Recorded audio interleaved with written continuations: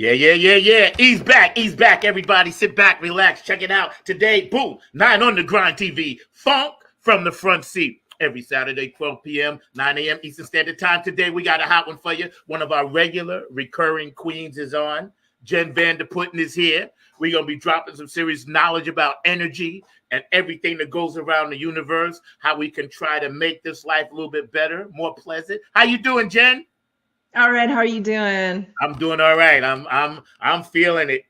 I think so. I think everybody we were talking about that, how everybody's just feeling that energy dip. Yeah. And another one of your regular guests, Normia, my BFF, and she had a real dip recently and she was feeling it hard too. It's a thing. Yeah, it's amazing. We're going to chop more into that. And our producer today, Mr. Mark Lee, coming to you live from the Hayti Center. Today I'm rocking, representing one of the shirts. I did this suicide walk out of the darkness last week. I Wow. played for Tony Cam, so I told him I would rock this shirt today for that organization, and we'll touch base on that a little bit too. But first of all, how are you and your family doing? Everybody okay? Everybody doing good?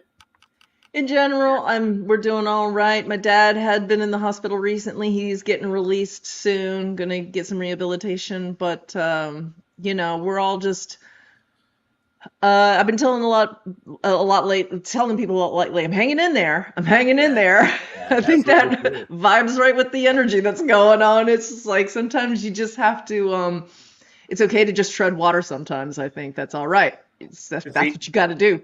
this is why I love having you on the show, and we're gonna get Normia back on soon too. I know she's Yeah. been busy, but when you guys come on, you always say something at the top of the show that triggers how I want to perceive the next hour and a half I spend with you. And tread water is a very apropos statement considering today we tread water all day because it's pouring rain. So it's very well apropos. I'll tell you a story about this gentleman I met a little bit later, but it's something that I wanted to share with you and with all the people watching. You guys, please stay active on the chat line. You can go back and watch this show to your heart's content. Not on the grind TV. It's on YouTube. So please press that likes button and give us a thumbs up. And like they say, smash the like button because we need that, Hmm.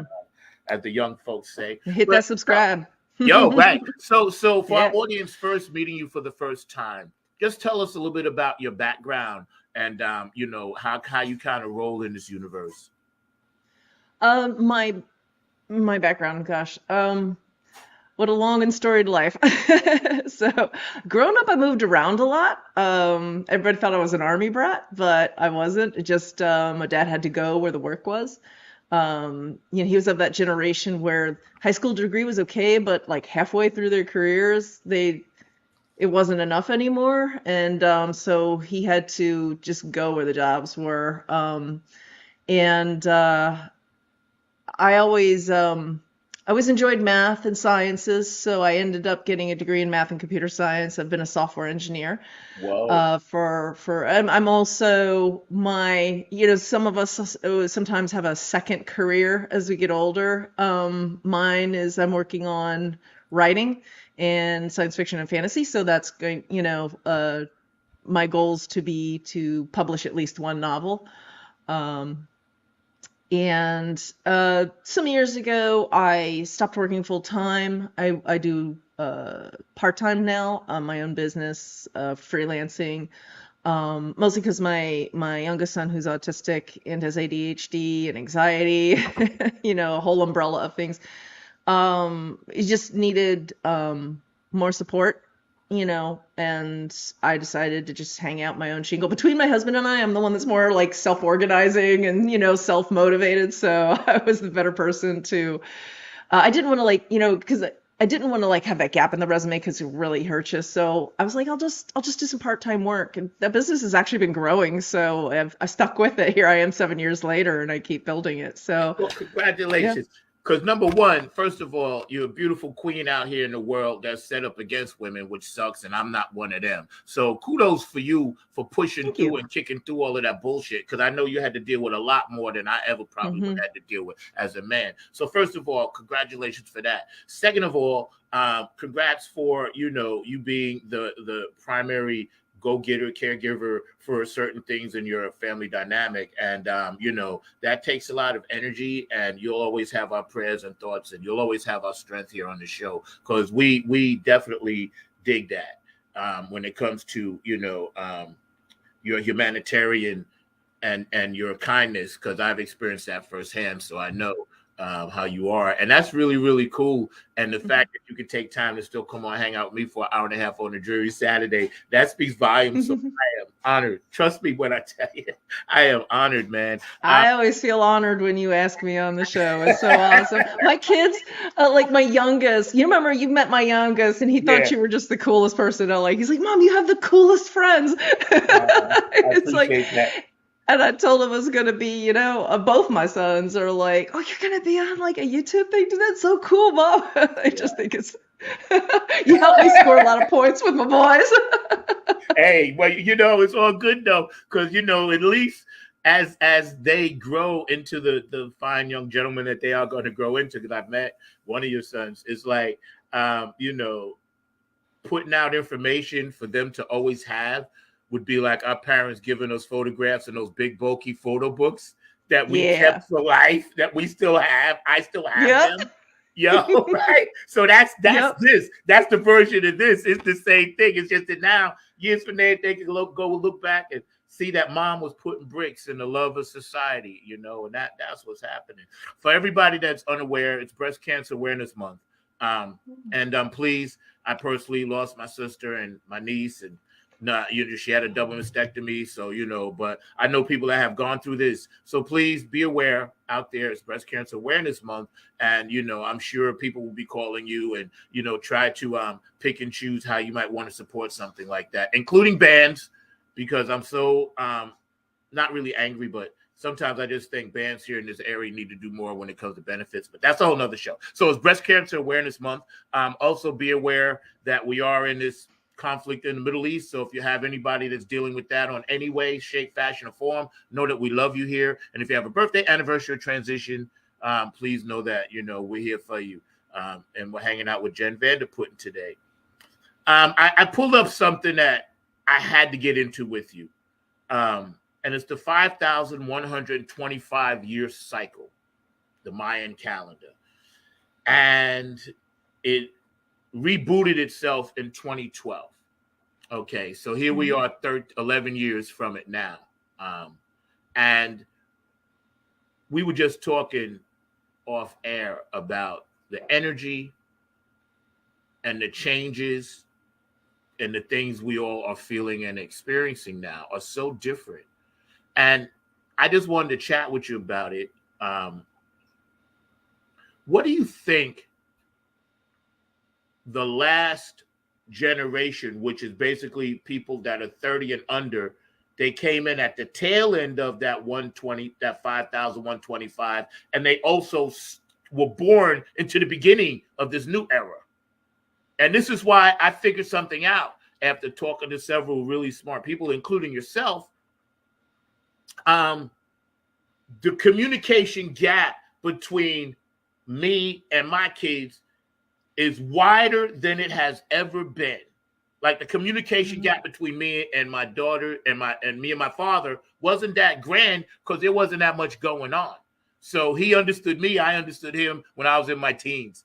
And then in the 70s and 80s, it got wider and wider. Like now, these young people, what do they call Gen Z? They have their own language. They're all born with a cell phone in their hand, right? So how do you see this change coming about this planet? What do you see? What are you feeling? So maybe I'm the odd one out, but as my boys have grown up and they're Gen Z, I've gotten closer and closer to them. That's awesome. Part of what I did, it's funny because when I'm online, like Twitter and stuff, people think I'm like millennial or they think I'm young, right? But I've always been a young at heart person. And yet And yet people thought I was an old soul too, because I was always like, I was the kid, the old ladies who had all the fine antiques and everything just so in their house. I was the only kid they'd let in their house because I would respect all that. Yeah. Because I was like, don't touch that. I wouldn't touch it. I'd respect, like, I wasn't afraid of them. I was just like, that's important to her, that stays nice. I'm not going Yeah. to hurt her feelings. And so, I have this weird mixture. I've always been a weird mixture, arts and sciences, both. I'm Yes. strong on both. I've always been this weird, um, duality of things.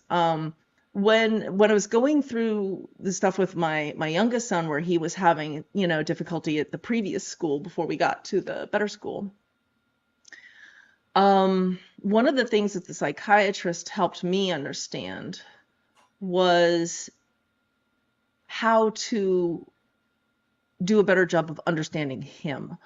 And, it's different than understanding another adult, because adults, most of us, have the ability to communicate what we're feeling. Eventually, it may take us, some people are more, eloquent and can describe it more quickly. Hmm. Others need more time to describe how they're feeling, what they're going through. But you'll get there, and you don't have to put any effort on your side. You just have to listen.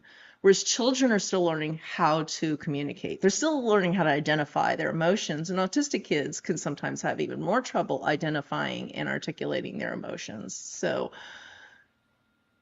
I had to learn how to go the extra mile to bridge the gap and understand. And one of the things I learned was your initial reaction, always be skeptical about your own initial reaction to what somebody's saying. So wait a minute, why are they saying that exactly? Is it what I think, or is it? So you ask more questions, and you do, um, that question and answer, like the ancient Greeks used to, right? The Socratic method. Is you're trying to understand. And I think there was back in, I think, the 80s or 90s, there was a popular thing called the Franklin Covey, and he said, seek first to understand and then be understood.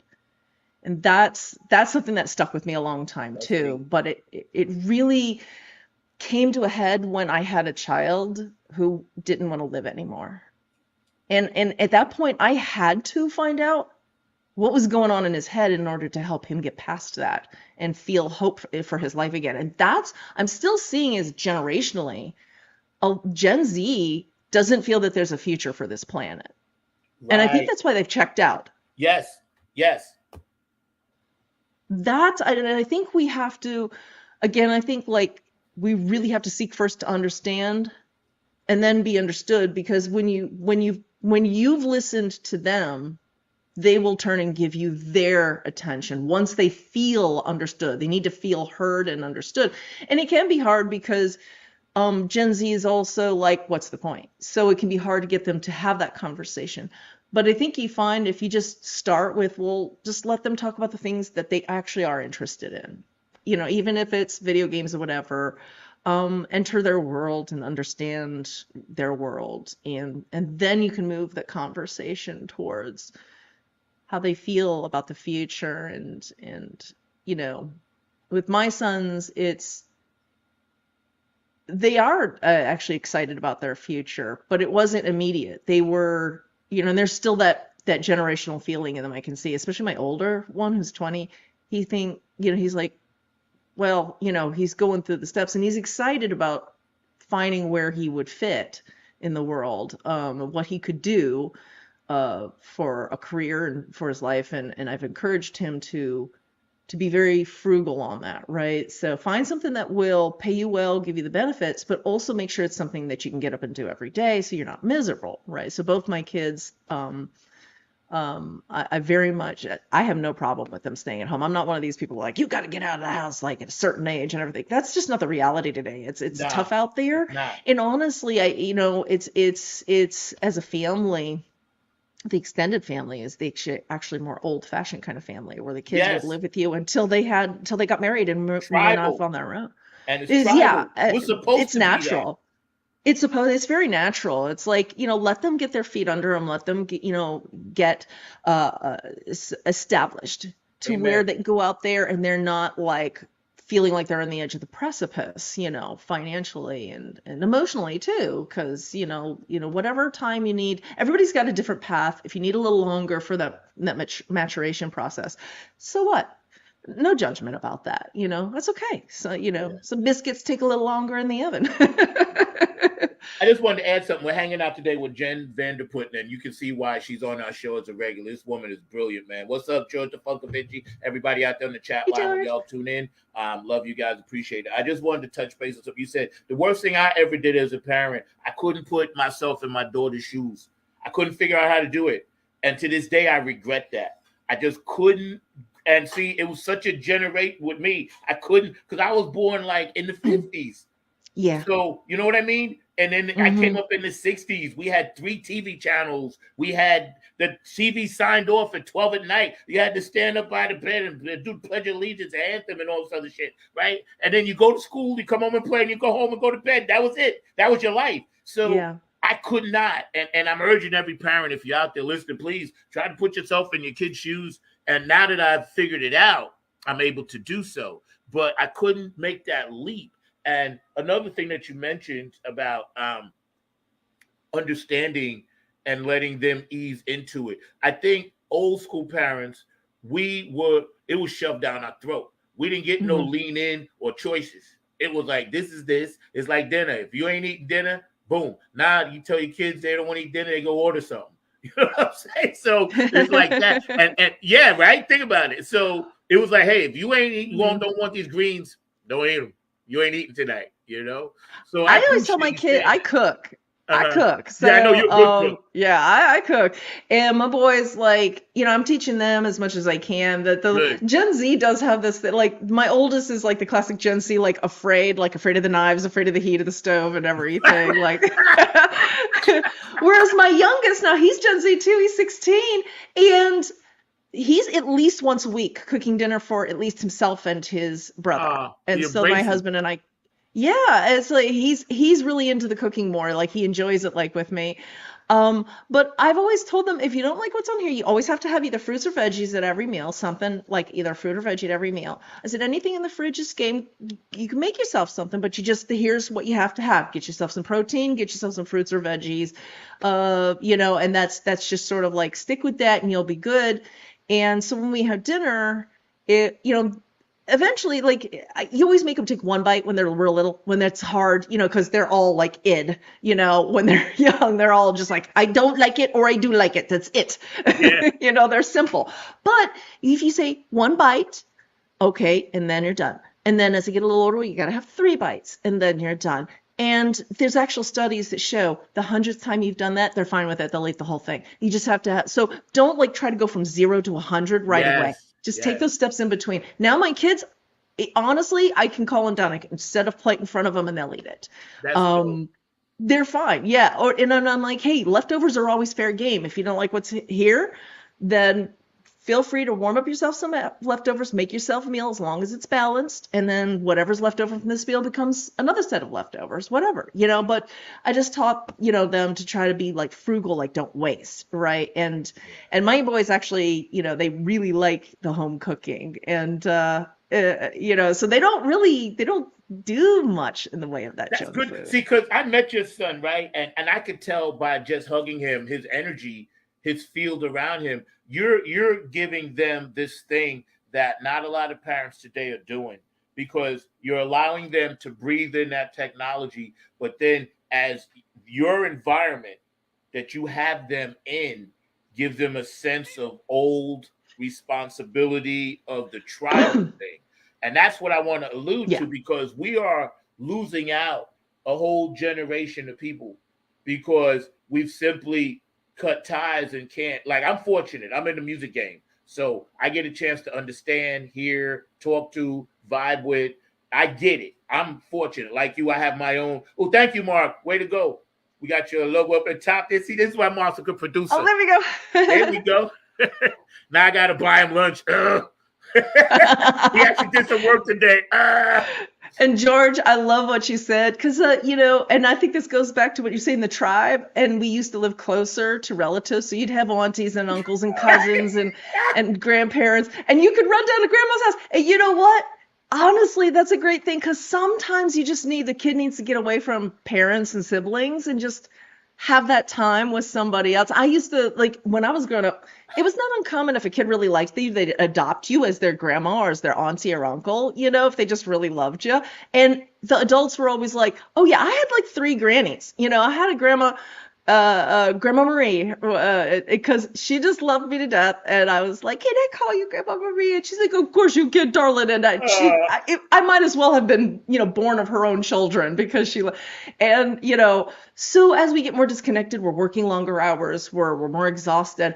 We're not making those connections either with kids. It doesn't even have to be your kid. It's just like in the neighborhood, you have a good relationship. Of course, you always just have a good relationship with the parents so that there's trust, but, and so that too, what those parents, their likes and dislikes and what their general vision or ethics and things like that are for their kids, and respect that. But other than that, the kids in my neighborhood, I'm like, come on down and see the chickens whenever we got chickens, they can come and see the chickens and they like to come over and see when Jen's when chickens. you when we think about like the comment that George just made, where he said if he didn't want, particularly that night what his mom was making, he could run down the street to grandma's. That's so dope because that's the reality of how we used to Mhm. be. Didn't matter where you Yeah, were, you could kind of do that because it was a tribal thing. This is why I'm yeah, constantly trying to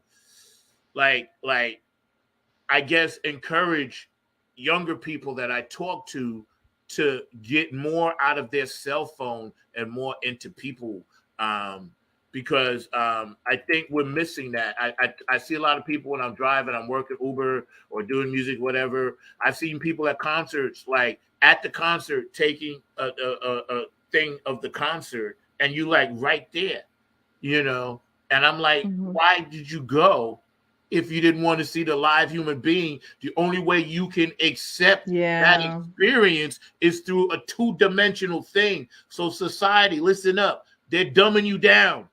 They don't need to put you in the mindset to where you can physically see the live person standing there, but you can't accept what they're doing until it loops back at you in real yeah, time on the screen. See, this is a yep, disconnect. This is why I wanted to get deep with you today, because we're down that rabbit hole. When you see concert goers, and other than your veterans who are hanging out, me and my lady, we veterans, love you, boo. But when you see all these people, they got their cell phone out and they just want to record the moment. But I'm like, you at the moment, you are part of the moment. yes, Be yeah, in the moment. You don't have to hmm, replay it back to get a feeling, because now you've missed the moment. hmm, yeah, It's yeah. so stupid. What are your thoughts But on that? so yes, absolutely. But as the adults, I think we have to find a different way than we used, because the environment. I grew up half and half, right? The technology started to emerge. So I'm Gen X, and technology started to emerge in the middle of my lifetime while I was still young, and it was easy for me to adapt to. But I still had that solid footing under me from having, a childhood that was free of those distractions or those balls and chains, and because it can become a ball and chain on you if you let it. And my kids, they fall into that category, yes, but as they're getting older, they're maturing into a better view of this. Like, healthy to have some of it in your life, also need to have some of that, getting out. And yeah, me too, George, me too. I used to have the whole thing in my head, and now, it's part of that could be age for me, though. um, but I think, at the same time, I don't want to fight too hard because a kid can feel like you don't understand like their world and their life and their reality. So I think, it's Mia, hey Mia, Normia's on. We What I did is I didn't want to condemn it or make them feel guilty because I didn't want to give them an unhealthy relationship with this whole Same. thing. Yeah. So I was like, okay, what do I have to do? And I came to the realization as they are getting older that I have to just come with them instead of saying go outside and play, and stop doing that thing. I need to go out with them. I need to take them hand in hand and show them. So, in fact, yesterday my youngest was off of school. they had like a teacher work day or something like that. And I said, you want to go have a picnic over at Duke Gardens? And Normia came with us as well. Because I called her up. I'm like, you want to come with us? And it was like, she said at the end of that, she goes, oh my gosh, I needed this. We were all forest bathing, and just we felt rejuvenated, absolutely rejuvenated by being out there, having our little picnic, walking around the gardens together. And my youngest son is like, on the way there, he's like, yeah, this is the time to just leave the cell phone in the car and go Good and for him. enjoy nature. He's 16, so it's, I didn't have this attitude in him when he was 10, um, but I do now. So again, a lot of these things, you just have to take your time and just don't be judgmental. Don't sound like, don't be domineering about it. I think one of the things as humanity matures, right? Because humanity goes through its own infancy through maturity, as we, wake up more to who we are in the higher level, the higher self, rather than that more base self that is still there. It helps us survive, right? And it makes us human too. But as we realize more of the higher self, I think we're realizing more that it's really not working as parents to be totalitarian. We have to understand our children and help them develop a healthier way of having relationships. Well said. And see, I know people that are personally doing that. Sometimes from the outside, when your kids aren't right with you, and I'm divorced, you see it differently. But then when you actually sit down and analyze it, they are doing some things that are necessary just to maintain and pull them along without pushing. See, our parents used to push us. That's all we knew. We didn't know. It wasn't no like, hey, you cut pulling. They was pulling you, pushing you, prodding you. Like, hey, boom. That's it. It was cut and dry. You only had Yeah. about like 5 things to remember. And if you screwed those up, that's when you got in trouble. Nowadays, kids got like 105 things to do and remember. They do. So, yeah. And see, this is why I've come around now and I understand better.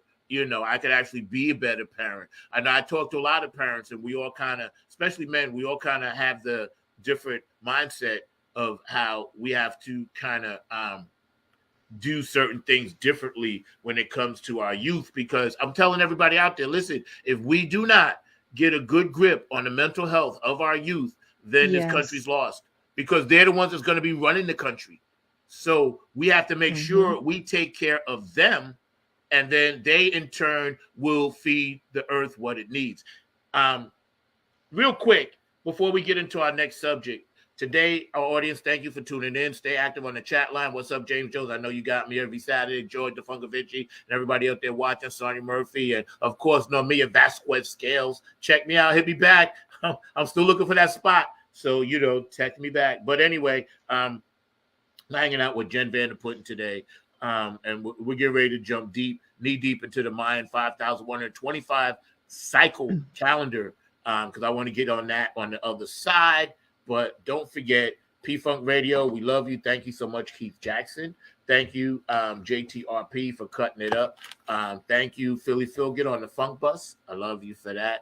And also Gabe Gonzalez, DJ Godzilla, Disco Kid on Wednesdays, Larry Funkster Jones on Saturdays, and Robin Circle of P on Sundays. Tony Cameron, the Funk All-Stars, Oak City Music Collective, Afterglow, 92416, Q&A Entertainment, Brooke Clagett. It was so good to see you at the ball. Patricia Diori, Aquarius, Rising Art, Curtis Wookhouse, and George DeFunkovici, who do all this beautiful artwork back here.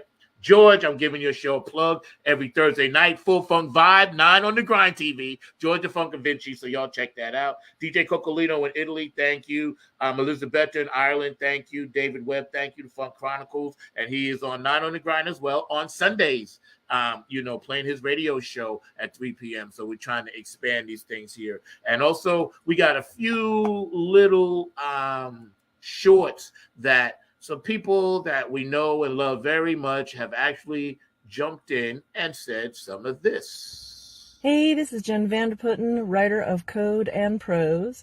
You are watching Funk from the Front Seat with Zach Roberson.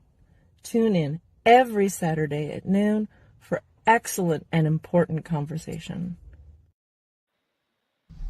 Hey fam, what's goody good? What's really good? My name is Jeff Robertson from the gospel group called Jeff Robertson and New Life. And I'm coming to you from the town that we had to name it twice. It's so nice. New York, New York. And I'm bringing you some news about my brother from another mother, Brother Zach, who's bringing you his hot new show called Funk from the Front Seat. Listen, he's bringing you funk from the vault, from the past, from the present, and into the future. He's got that music that makes the hair on the back of your neck rise up. He's bringing you funk all the way down to your toes. This is that funk that makes you really want to groove. Stay tuned. Don't touch that dial as he brings you funk from the front seat. Listen, let's go. My brother New York, yo, he just dropped a serious gospel spiritual CD, dropped it in Times Square, the whole nine. So Jeff, congratulations on that. He got a brand new show that comes on Saturdays too as well up in New York City, on TV. So man, I'm proud of you, bro. You keep rocking that. Hey, man. it's Chrissy Key Rollins here with Holistic Restoration, inviting you to check out Zach Robinson with Funk in the Front Seat. He drops new episodes every Saturday at noon on the East Coast time, and replays are posted for whenever you miss a live stream. You can find him on 9 on the Grind TV and also on YouTube, and get ready for the funk because he brings it every week along with hot topics, amazing guests, and great conversations. Again, that's Zach Robinson with Funk from the Front Seat on 9 on the Grind TV and YouTube. Go check him out. Hey, this is Keith Jackson with P-Funk Radio, inviting you to check out my brother Zach Robinson with Funk from the Front Seat. Saturdays, 12 noon on the East Coast and 9 a.m. on the West Coast. It all happens on 9 on the Grind TV and also on YouTube. Great guest, great conversation each and every Saturday. That's Funk from the Front Seat with Zach Robinson on 9 on the Grind TV and YouTube. Check him out. Wiggle worm here, baby. Yeah, and I'd just like to say congratulations to my man Zach. Yeah, Club Funketeer number 9, keeping that funk on the shine for his 2nd year anniversary of his show, Funk from the Front Seat. It don't get no better unless you jump in the back seat and then jump back in the front seat on the one. Yeah, keep that funk alive.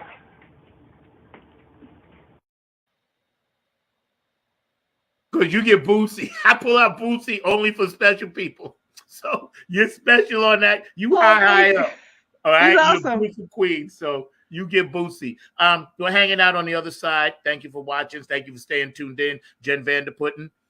Happy birthday or happy anniversary to you. And if you lost somebody, God bless you. Transitions, we know how they can be. We experience them all differently. It's Breast Cancer Awareness Month. So I know this has touched at least everybody in the audience somehow, some way. So let's keep that in mind. Some of the things that you just said before we jump ahead, man, about seeking first to be understood rather than try to, seek first to understand and then be understood. Yeah, yeah, that hit home with me, and I'm gonna take that one with me today and try to utilize that out in the world. But here's one thing I wanted to run by you. And you said some beautiful things so eloquently earlier, but Mother Earth is not an app where the energy is going to move like we want it to move. So we're all dealing with this stuck in the mud syndrome, I call it. We all feel like we're not moving quick enough. Things can't move fast enough. Things we want to happen are not happening. What would you say to our audience to try to navigate some of that? I think we said at the beginning, right? Sometimes treading water is okay. And if that's what you got to do, that's what you got to do. And I think sometimes we have to forgive ourselves when we're not making headway and give ourselves the grace to wait until the time is right for us to make that headway. You need to find the ground under you. You need to get to shore first. So tread water, get to shore. And then you can get up and you can walk and you can run. So give yourself that grace. I think there's a tendency, and and I've seen it a lot, it's starting with the millennials, is,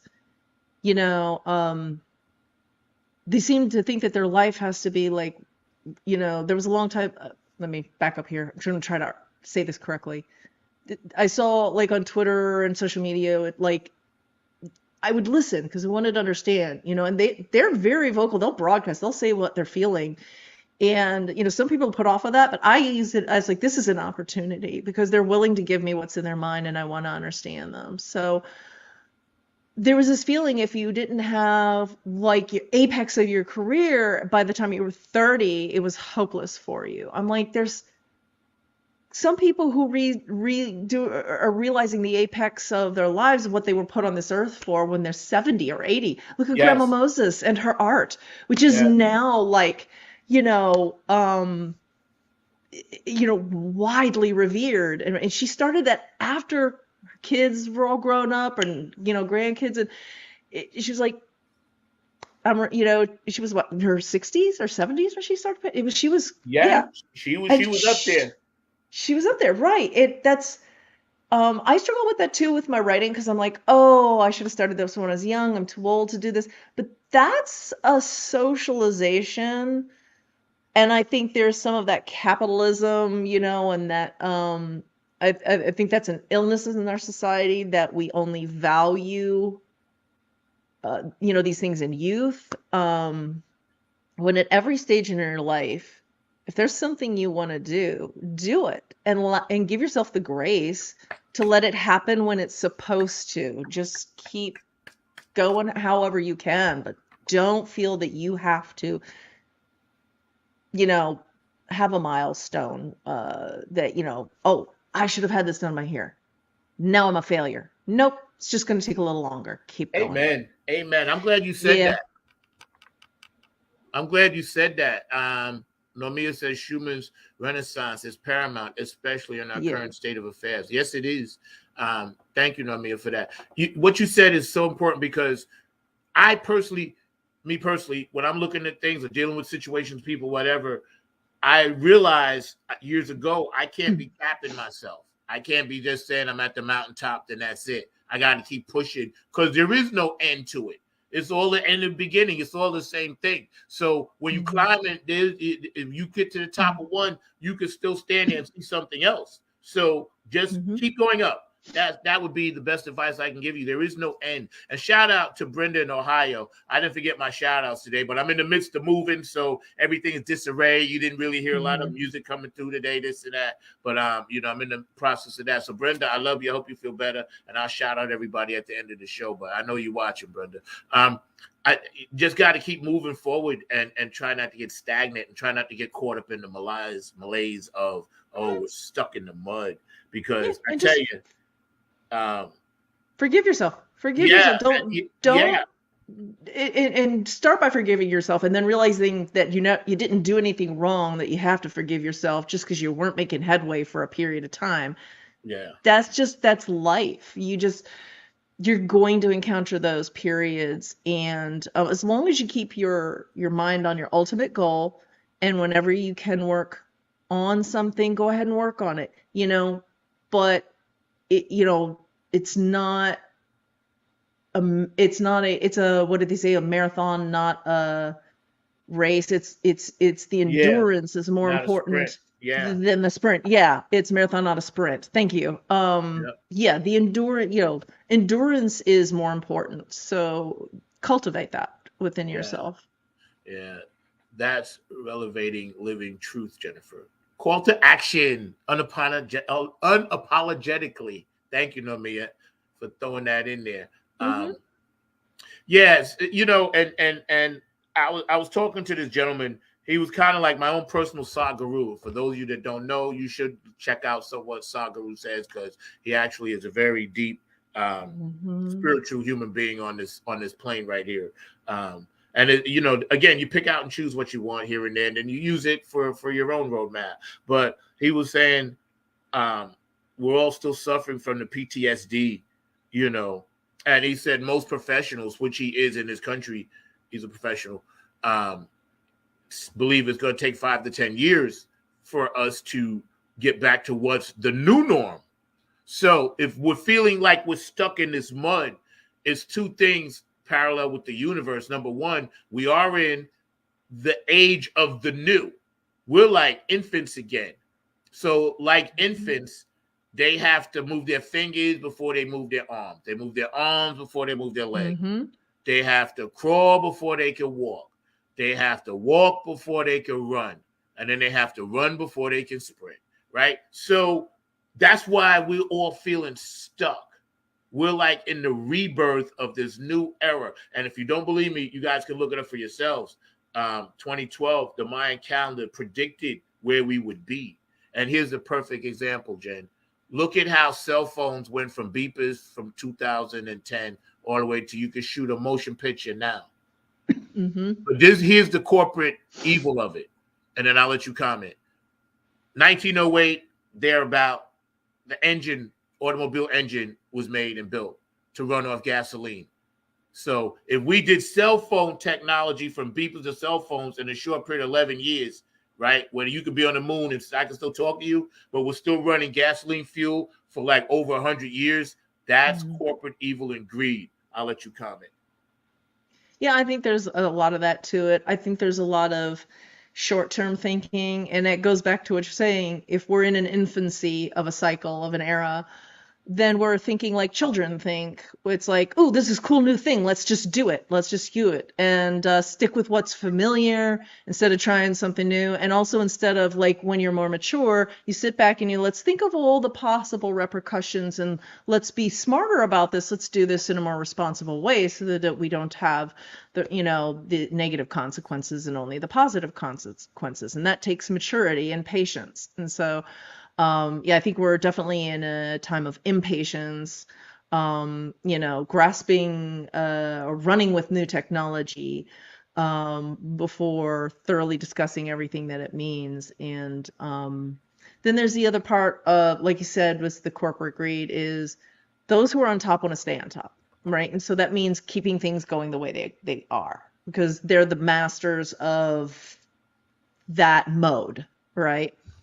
So, for a while, the millennials were talking about disruption, right? Disrupting this industry, disrupting that industry. But a lot of times it was just for the sake of being the disruptor rather than disrupting with purpose. I think it started as just disrupting with purpose, with a better purpose. And then it became, this is how you, become the big hit or the big thing in the moment. And that, that thinking led to problems in being disruptors. I think we have to think about being disruptors with forethought, with purpose, with intent. So disrupting the oil and gas industry, but doing it with the purpose and intent for something that will make a better tomorrow. So when we're talking about, making things more energy, when we're talking about energy alternatives, it's one thing to say we're going to save the planet energy alternatives. It's another thing to say how we're going to make sure that every person can adopt this. Because right now it's too expensive. The average everyday person just can't do it. Nope. So it's got to be adopted or the change doesn't happen. It's got to be reachable for all. So I think we have to keep fighting for these kind of things for whenever we think in terms of we've solved the problem. We've done it neatly and tidily, but we haven't talked about how attainable, that's the word I'm looking at, it is for enough, people that it makes a permanent and lasting change. So the sustainability of a change has to be built into the solution. So that's right. And thank you for saying it like that because again, it's not going to happen overnight, right? This is what we have to come to the realization of. Like you said, in this infancy stage that we're in again, now it's all about technology. So like George said, pretty much, and we talk about this all the time amongst ourselves, our brain basically is a giant computer chip. So we're actually reawakening parts of it, using parts of it, linking up with the spiritual side of esocentric thinking and understanding that the pyramids, what the Mayan calendar says, what the Maharata says in India, what we're looking at now with these wars that we seemingly have to just be a part of, because as Chrissy Key Rollins says, this is the planet where chaos happens. We chose some of these events to come through and learn again, relive them again. All of this now is coming to a head. It's almost like that volcano that has all of this stuff, and there's millions more. Everybody got their own thing. You know what I'm saying? And we're all trying to be part of a greater thing and still do our thing. And so everybody out there that's watching, if you're feeling some type of way, I wanted to specifically do this show with Jen to talk about this, because you're not alone. Just know that. It's here, it's real, it's not alone. And the earth is not an app. So we can't program it to do what we want it to do. It's billions of years old, you know. And we have to, like Mia is always saying on her recalibrating the scales, we have to recalibrate because we have to get back into that symbiosis with our environment. We have to think in terms of symbiosis. It's the mutually beneficial relationships that we've had in the past when we were more tribal peoples. I mean, because across the world, you go back, however many years you have to go back, you find, I think there was knowledge that we lost along the way in the Industrial Revolution and modernization.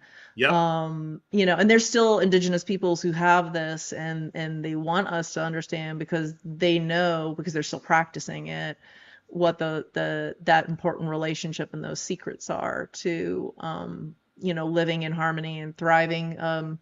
Sadhguru has talked about how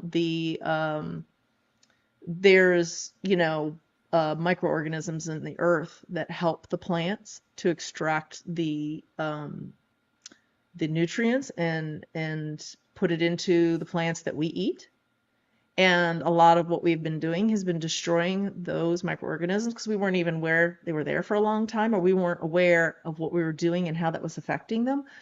And like in the past 100 years, I think he was saying something like 70-80% of the nutritional value in our vegetables and our plants that we grow, it has decreased 70-80% of the nutritional value. So the same carrot, like carrot now and a carrot 100 years ago, are very different. And it's because of microorganisms in the earth, not because of the minerals or anything, you know, not being in the earth, but because of that symbiotic relationship between, because it's, you know, the whole network of how our environments work, and every single thing from the insects to microorganisms to us and animals and plants.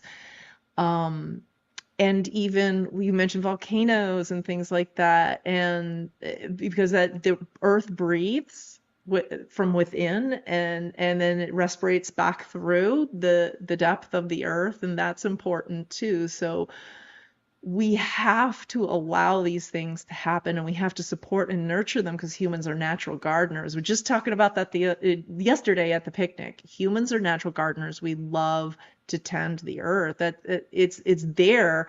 If you don't think you have a green thumb, think again. It's just because you probably just haven't had someone take you by the hand and teach you and learn. That's how, you know, that we'd pass that from generation to generation. Because we're the same energy as the earth.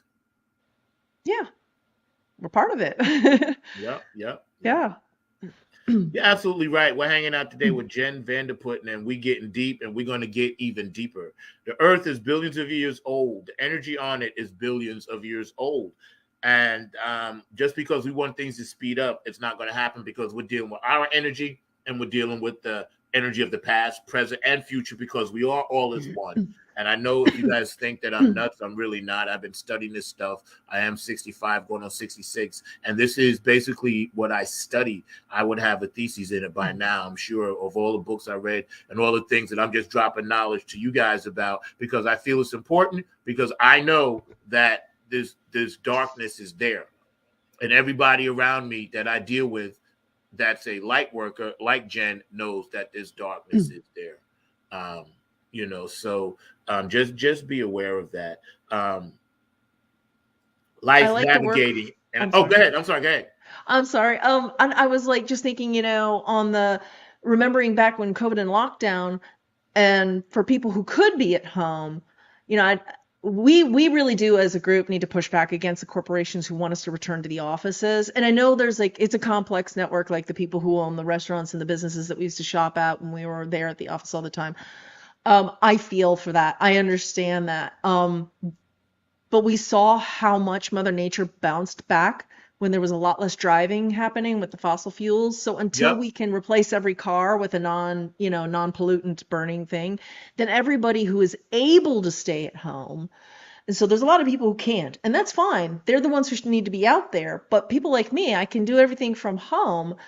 And we really need to push back as a group collectively against the corporations and say, no, this is for our future, because even the scientists were amazed at how quickly Mother Nature could bounce back if she just had a chance. She only just needs a chance. And it's easier than we thought to give her that chance. So instead of feeling like it's hopeless, start thinking how hopeful we can be with a small change. Yeah. But across each of us multiplied across billions of people, that small change can become bigger. A huge right. change. And that's one of the simple, small ways. Like if we can just get, that is our culture of, if you can work from home, if you're able to, you personally, your job, all the things come together, then we got to push for, that becoming the way we do it. And we can do it smartly. We can relearn how to do work, that way. And push for getting rid of homework in schools. They don't need it. My son's not had homework since he went to the new school, and he is excelling, absolutely excelling. I agree, because I think, first of all, and you said that's so awesome. So if you're out there, man, give Jen a hand, because we know what she's talking about, because that's why we're doing this show. Normia and George and James Jones and everybody else there watching. Mark, I got a quick question. Is this supposed to be Vanderputten.com or Vanderputten.co? No, it's .co. See, okay, Yeah. Thank you, Mark. See, because I was yelling at him in the private chat. Think that. Mark, you did right. I didn't know. Yeah, so thank you, Mark. Good job. Now I owe you 2 lunches, but don't hold your breath. But after talking to this gentleman, and then I was watching the Danica Patrick podcast, and I'm trying to get her on.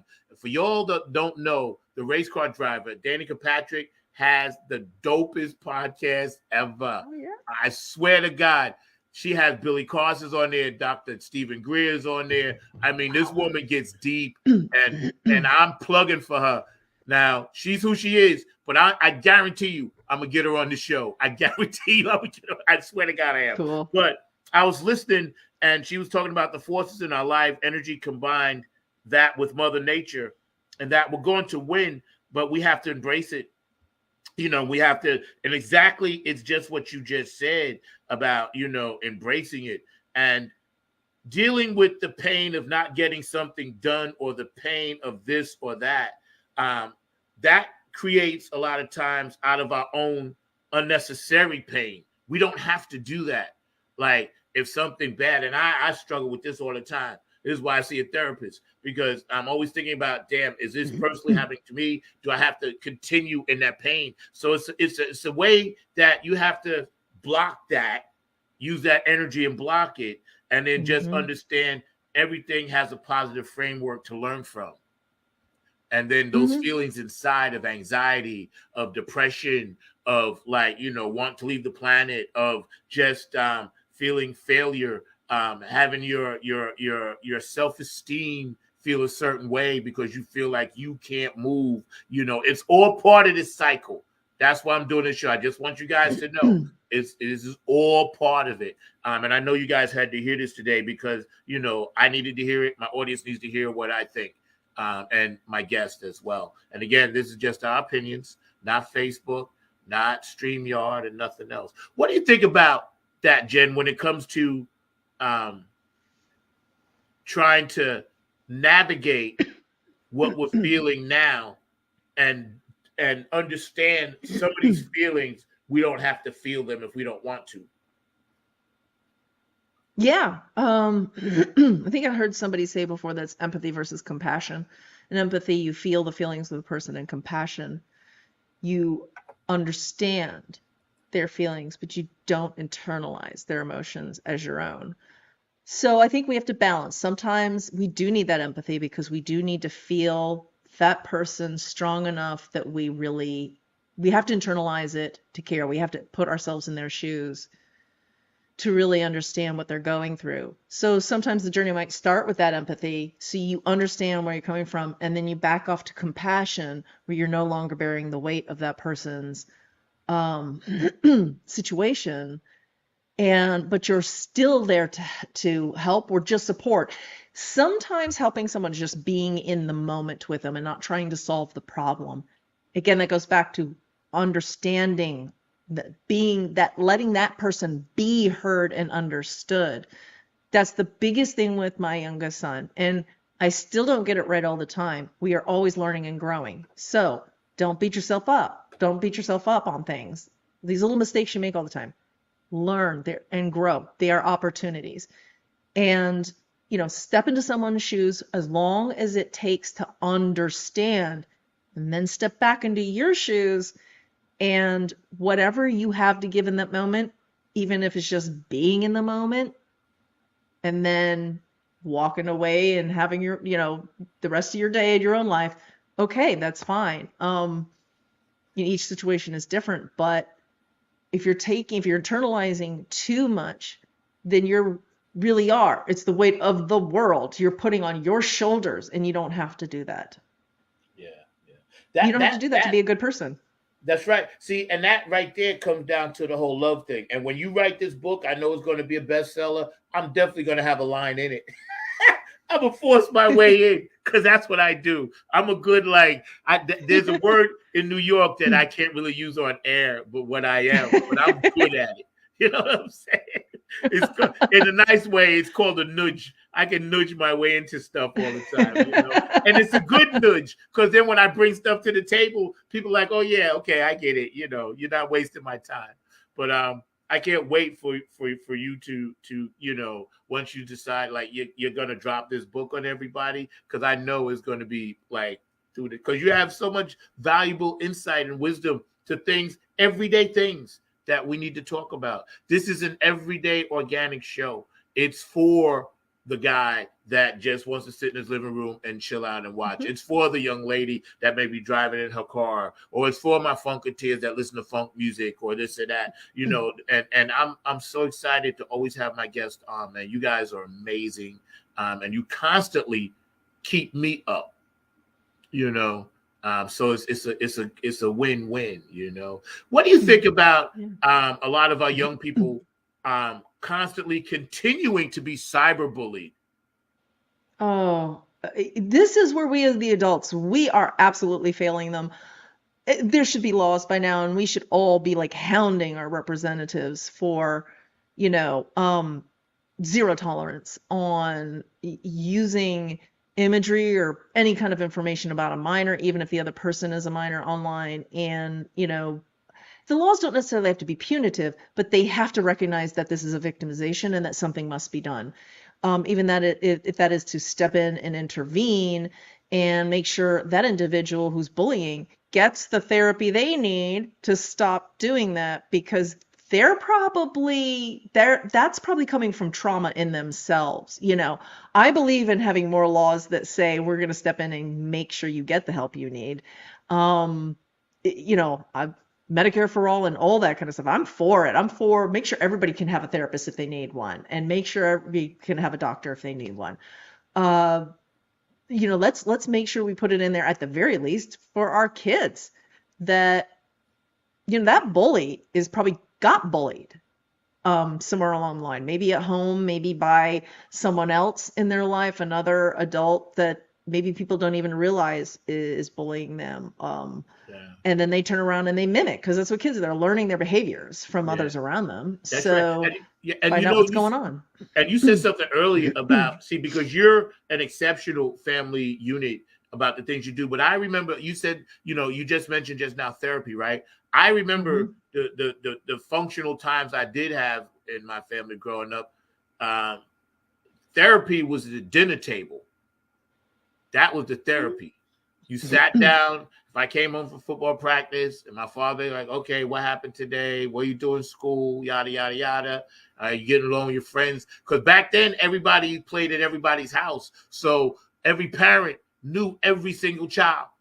Knew when they was sad, knew when they was happy, knew, hey, pull them aside. You got to discipline them a little bit. See, we got away from that because, you know, when you get away from that and then you give our youth, it was almost like giving the kids, like when we grew up, our version of life was maybe, I don't know, maybe like a Chevy Impala. These kids, their version of life, we're giving them a 5-speed Maserati and throwing them right on the highway of life and saying, all right, figure shit out. You know what I'm saying? Yeah. You know what I'm saying? That's right. And it's impossible. They can't do it. This is why today's show really is for parents out there and anybody, godparents, brothers, sisters, uncles, aunts, anybody. You know, just be mindful. We have got to pull this youth in. Gotta. Because right now, they have a sense of, why should I care about anything? Give them a non-judgmental ear. Just be that person, even if you're just the next door neighbor and you're just out and you're just hanging around the neighborhood. And if a kid is struggling, can just go talk to that neighbor, to the aunt, the uncle, or whoever. It doesn't matter. But an adult who's just going to sit and listen and no judgment and just understand, you know, where they're coming from. Yeah. That's the first step to getting to step out and be able to work through those things. We have to know ourselves, though, what's healthy and what's not, because I think, you know, so this is the age when you have all these experts on YouTube for free. I have been availing myself of that. Go out there, make sure they are the licensed real thing. Make sure you're getting quality information from a person, a licensed psychologist or psychiatrist. But listen, there's a lot of them out there who are doing their own channels, and they're giving you what they're charging hundreds of dollars an hour for free, so that you can learn what's healthy, what's not. So you can identify in yourself what you were wrongfully taught growing up and what's the actual healthy way of being, and you can change that in yourself. Because I don't care how old you get, you can always grow, learn, and change. Oh, constantly. It's always. This whole thing is about that. You know, when I forget that is when I fail. As long as I keep in mind that I'm part of this greater good and this energy cycle, this and that, I have happy days. The minute I start playing into the bullshit system that be trying to beat me down is when I get all screwed up. And I know it. And I'm mad at myself every freaking time I do it. I'm like, I failed again. This lesson, you know. And then I pull myself back out with the help of many people around me. And then I'm like, okay, let me try to make this work, because I know it ain't really my fault. It's not your fault. It's not Mark's fault. It's not an audience's fault. This is the cycle.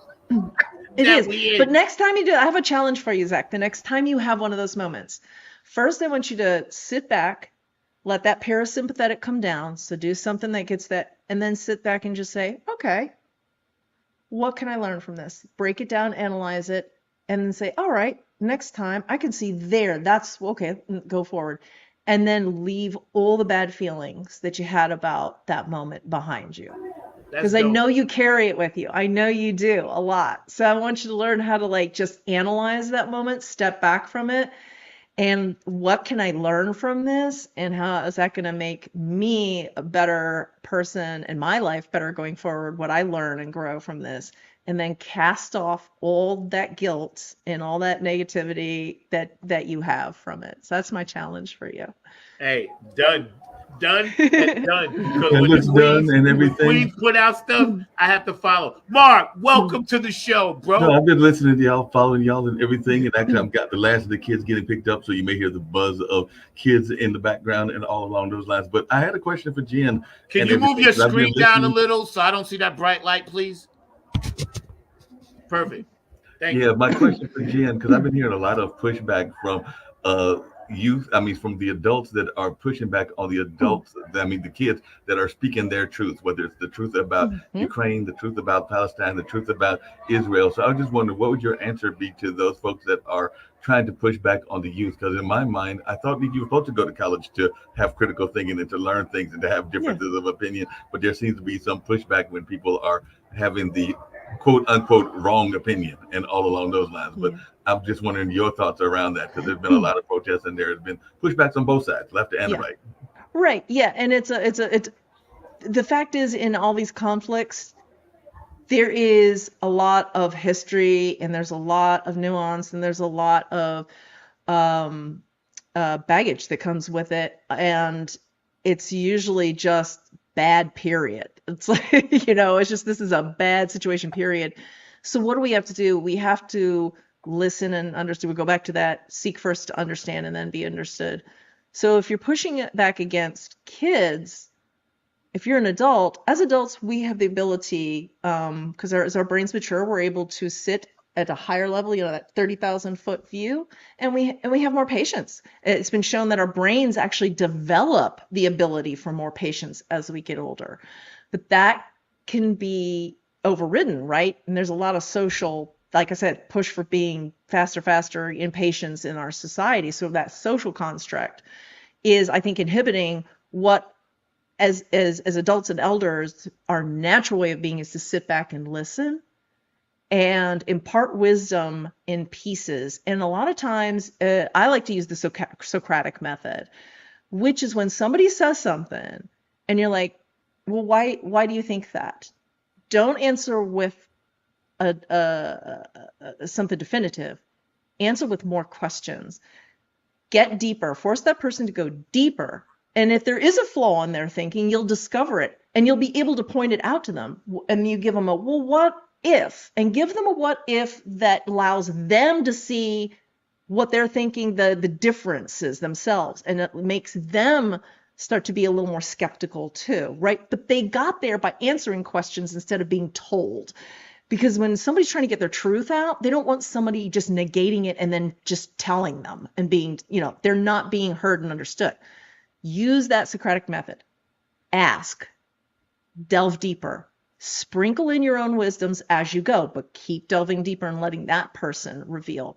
And you'll get them to see more of your side when you're taking that journey with them, but you're allowing them to be heard. And I guess I think everybody can, that's a skill that if we all learned, we will arrive at better conclusions and less anger and hatred.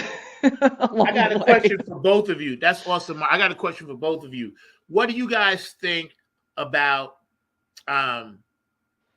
because you mentioned, doing away with homework and stuff like that. What are your thoughts on real homeschooling? What are your thoughts? Mm-hmm. I'll let Jen go first. Yeah, I mean, homeschooling isn't what it used to be. And actually, when it first started, there was recognition from the public schools that some kids just needed that home environment. The school environment was too much for them, the wrong structure for them. And because the whole system can't change, the public schools were actually very supportive of homeschoolings very, very early on. They would provide a lot of times, resources. You could go in and ask the teachers, and they'd even give you a lesson plan for the whole year. They were very supportive. Then along the way, we did get, there was a group of people who I think infiltrated the homeschooling culture. And while they may not have been the majority, they were loud. And they brought, I think, some unhealthy, behaviors and ideologies into that space. And it gave homeschooling a bad name. I see homeschooling now is yet again different, and it's going back to being very community-based. And I see a lot of people, like, when you're homeschooling, it's not like I'm sitting there and I don't know what I'm doing and I'm trying to teach you. There's an awful lot of people who are homeschooling who were educators, or they're going out there and they're finding former educators who are just holding their own classes. And you sign up and you pay like $100 or whatever, or a few $100 for that semester or quarter or whatever have you. And that person who does have the credentials is teaching your kid. It's just you're able to pick and choose on your own. And there's also a lot more in the way of resources, easily attainable quality resources like Teachers Pay Teachers has a lot of quality resources. You can get a hold of quality resources yourself now. So, and then the even bigger picture is I'm seeing a lot of families in marginalized categories finding that that's the only way to get out of a system that was designed against them. So people of color and disabled, neurodivergent people, as a way of finally reattaining safe spaces and being able to teach appropriately and without that added oppression that still exists in a lot of our school systems today, and to break free from that cycle of waiting for them to actually acknowledge, that history and the way we properly need to get out of that and give all those kids the same true opportunity from the start. And so I'm all for it. I'm all for, I think we should, with school choice, start giving money to parents who are homeschooling. And I have no problem with saying, let's give those marginalized groups, because we can look at the numbers. You can look at the numbers. You can look, there's data. There's plenty of data that absolutely supports what marginalized groups are saying. This is not out of nowhere. This is solid. There's solid evidence for this. So use that evidence and keep gathering it to see the progress that you are or are not making, and go ahead and give money to those groups so they can make their own community schools, so they can homeschool or whatever they need to re-level that playing field and give those kids a genuine opportunity. So I'm a lefty, I'm a liberal, but I'm also for the, responsible school choice, right? I think we could make it responsible. There's a gentleman who used to be I can't remember if the Senate or the House in North Carolina, but his name is Marcus Brandon, and he spearheads a lot of that stuff. He really has some great things to say on the subject. He has his head around it, right? But there's people who misuse that system. Yeah, they're trying to tear down a whole system or trying to go backwards in history, and they want to use that system of school choice to do it. That exists too, but there's also people who want to use it responsibly to actually give a level playing field to others. And I think if we, if we design the solution with that intent, to bring people back to a level playing field, or to a level playing field for the first time. After Mark answers this question, I'm gonna bring y'all even deeper down the rabbit hole. But go ahead, Mark, and then I'm gonna bring you deep. I'm gonna put y'all get ready. Put on your oxygen masks, because we going deeper. Go ahead, I want to hear what Mark thinks about that. Yeah, that's what I'm saying. I want him to go first, but then I'm gonna bring you all in on something else. Go ahead, Mark. No, way back in the Ice Ages, I was actually homeschooled. I was actually homeschooled in the 6th grade, and actually am a proponent of that. Mom was that explains in a situation where she needed me to be homeschooled for a little bit, and that was way back in those Ice Ages and everything. So I was homeschooled for about a year. Was when we were moving from one town to another, and I was actually a protester. So I was feeling that there were some things going on in terms of mandatory tests. I think it was a mandatory ear test that I, as a youngster, was not a big fan of, and my parents kind of backed me up on that. And all along those lines, so they did homeschool me for about a year and a half, and then we moved to rural North Carolina. And I understand, and Jen, you can correct me if I'm wrong, that there are more regulations, because one of the things that was out there, the first was that there weren't enough regulations, but now there are regulatory boards that are even in the homeschool spaces that are making sure that things are done correctly. And to what you were saying, Jen, I had a friend of mine that is a college professor, and I think that some of those college professors are already doing kind of this technology or Zoom learning and everything were already prepared when COVID took place, because they had already been in that space for a number of years. So when that happened, they were the ones that were most easily prepared, because they had already done it, where some other folks had to scramble to learn new systems that they weren't prepared for, but they have gotten better at, and all along those lines. But I'm definitely in favor of homeschool. I've actually got a friend of mine, actually one of my mentors, that was in the charter school movement, Howard Fuller. He's actually how I got to Marquette University, but he was very much behind the charter schools, and charter schools are also important as well, and they can have different philosophies. There might be some that are very Christian based, there might be some that are very Afrocentric, there are some that are like the Chinese schools that are very Asian backed. So there are different philosophies that they can also be teaching. So sometimes you might want to have a school that is more along the lines of your own values and your own systems and all along those lines. So that is something that I'm seeing more of as well. So definitely don't have any problem with that, but I do think that we need to make sure that the public schools are prepared, because a number of our kids are going to public school as well. So while I definitely think that homeschool is important, you have to make sure that public schools are prepared. I think we can make it work. So do I. Absolutely. I think we can make it work. We just have to design with intent. Right. So do I. Now I want to hip y'all with something, right? Check this out.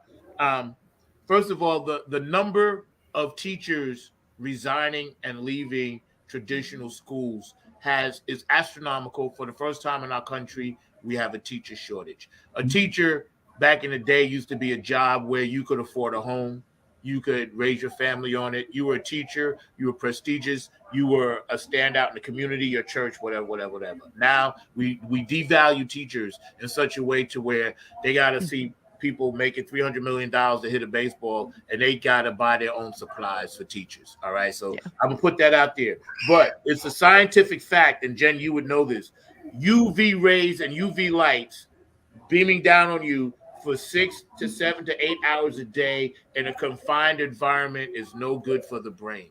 So back in the day when we were tribal, we all taught in a tribal kind of thing. The first thing you ever learned at home, you were homeschooled, your ABCs. Teachers didn't teach you that. Your parents taught you that. Your parents taught you everything you needed to know to then send you out into the world to a building with another person to teach you shit. So this is why homeschooling to me was always in effect, because you be in homeschool when you come out the womb, you home. You know what I'm saying? So there, I don't know why people are so down on it. I hate it. And to me, the thing that I learned the most in a homeschool kind of environment, I was one of the top kids that could go back and write a paper on any field trip that I took.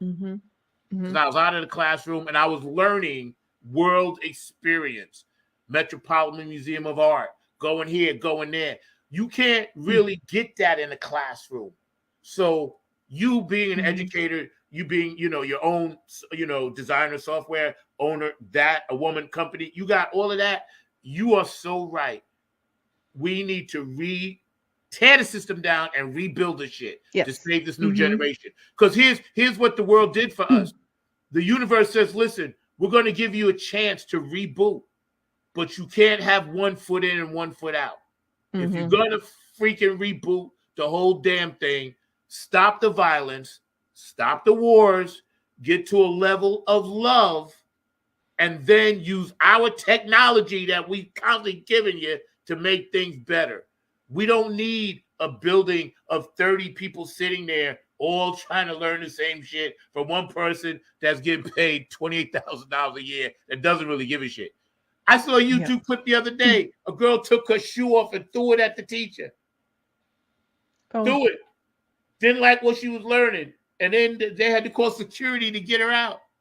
This is like high school. Like, what the hell are we doing?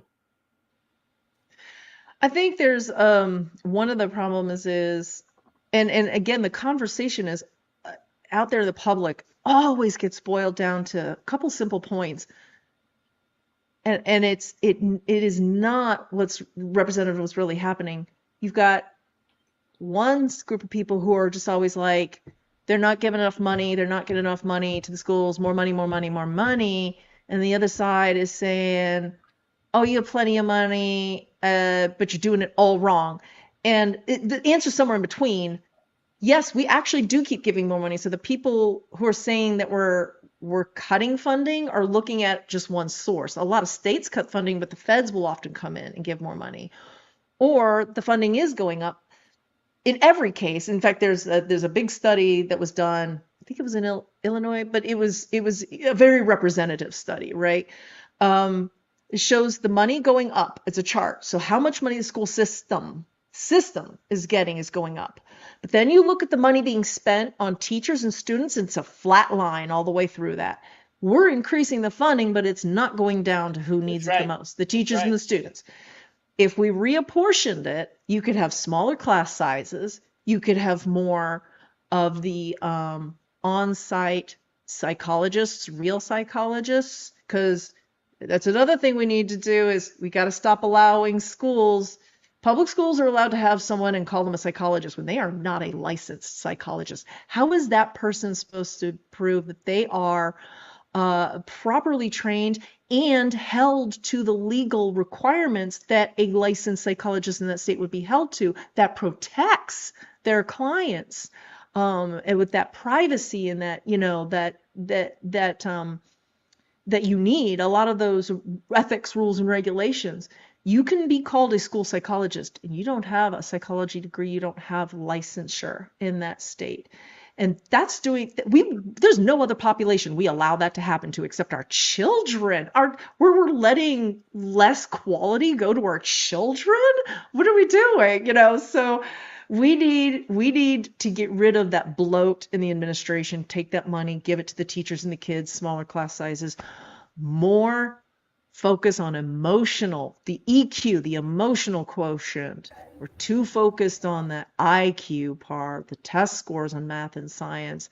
What about our scores on our emotional side, our psychological health and our emotional side? We should be scoring that and working on that with our kids too. In fact, more studies show that the emotional quotient is a better predictor of your success than your intellectual quotient is. Yeah, in that same philosophy, I was just going to say that I have aunts that have passed on that were definitely in that teaching profession, and like you said, Zach, they definitely had a lot of commitment and a lot of respect from the communities that they were in. Some of them were even in places like New Jersey and Richmond, and definitely in Delaware and North Carolina, and some of them are still involved in that field, that are still living, those that are living and all in that space. But definitely it is a profession that has always meant a great deal to me, teachers and librarians and a number of others, because it's something that I've had a direct connection with and a direct tie to. And I think that it is a shame that they have not gotten a raise in all these various years, because there have been some places they haven't received a raise in decades and all along those lines. So it is a profession that deserves respect. But also, to your point, Jen, there are a number of other sources that I don't think we tap into enough, because how many people are we actually getting? And I know you're an engineer and all along those lines, a software engineer. Mm-hmm. How many times do we actually go to these corporations and actually get them to come into the schoolrooms? And I would like to see more of that, because I do know there are programs like that. But even here, we have a gentleman that's from Cisco, and he's teaching the kids about robotics and drones here at Haytide, but he's a Cisco engineer. And I'd like to see more of those kind of programs where we aren't just dependent on the teachers that have been trained in teaching, but also those that have practical skill in whatever their skill set is, and all along those lines. So that is something that we need to have more of, and all along that kind of space, because I would like to see more of that in society. And I do agree that even the kind of peripheral jobs, and I hate using that term, but like you're saying, the psychologist, and my mom was actually trained when she was a youngster in college as a guidance counselor, and I have a great deal of respect for guidance counselors, because a lot of times they're the ones that help kids figure out which direction they are going to go in life, and even give them multiple options and all along those lines. So it is very important to also respect the guidance counselors, but even those people that we don't think about as being teachers, but they are teachers. Because how many times do you go into a school and you hear the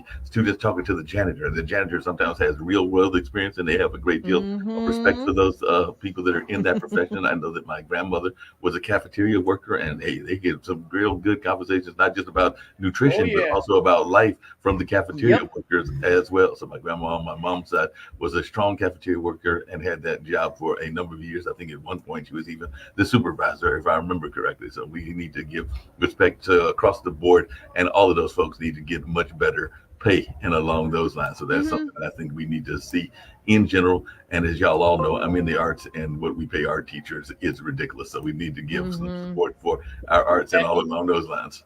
And kudos to your family, Mark.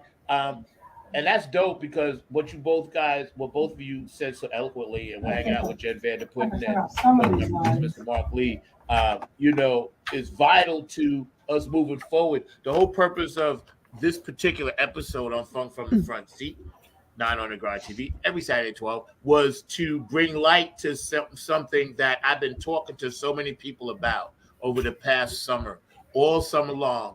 People are like, yo, man, this is what I'm dealing with, or this is what I'm dealing with, or this is how I'm feeling, or this is what my kids are going through. And I wonder this, and I'm worried about that, and I'm moving, and I'm this, and I'm that, and I'm getting divorced, and I'm getting, trying to get in a relationship. All of these things is going on, right? And we're still trying to maintain our daily lives. Just keep in mind, like Jen said, don't beat up on yourself, because this is part of this process that we're in. And I'm telling you, if you guys don't believe me, you go look it up. 5,125-year cycle. That is real as you know what. And we're actual living proof of it. But what I wanted to ask you both, we have to address the elephant in the room. Okay. The past 3, 4, 5, 6 months, we've been slowly edging into the Middle East conflict, putting our toe in. Then we put our foot in the water. Now it's full-fledged, all gas, no brake. Jen, what do you think about it?